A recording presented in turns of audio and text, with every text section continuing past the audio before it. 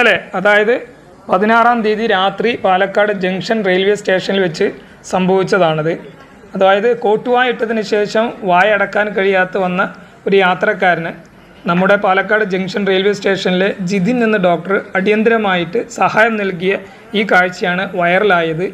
അദ്ദേഹത്തിന് ഒരു യാത്രക്കാരന് കന്യാകുമാരി ദീബ്രുഗഡ് എക്സ്പ്രസ്സിലെ ഒരു യാത്രക്കാരനാണ് കോട്ടുവായ ഇട്ടതിന് ശേഷം വായ അടയ്ക്കാൻ കഴിയാതെ വന്നത്.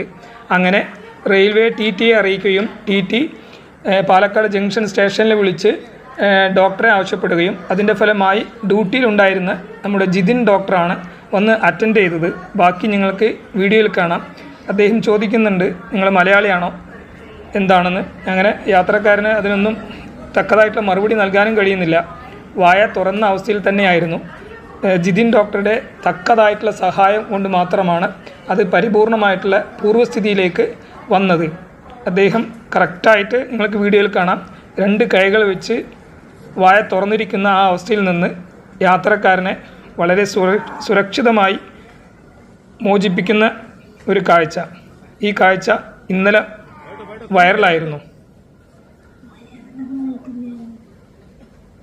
ഇത് പാലക്കാട് ജംഗ്ഷൻ സ്റ്റേഷനിലാണ്. കന്യാകുമാരി ദീബ്രുഗഡ് എക്സ്പ്രസ്സിലെ ഒരു യാത്രക്കാരനാണ് ഈ ഒരു സംഭവം ഉണ്ടായത്.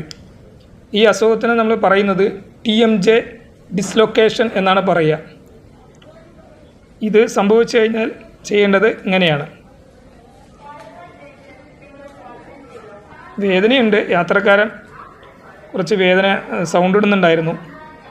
എന്നിരുന്നാലും ഡോക്ടറിൻ്റെ ഉചിതമായിട്ടുള്ള ഈ പ്രവർത്തനം ഇടപെടൽ കാരണം യാത്രക്കാരന് അത് കാണുമ്പോൾ തന്നെ എല്ലാവർക്കും സന്തോഷമുണ്ടായിരുന്നു. ഇത് ആർക്കും സംഭവിക്കാം. ഇത് എന്തായാലും ആ ഡോക്ടർക്ക് വലിയ big salute. Okay, thank U.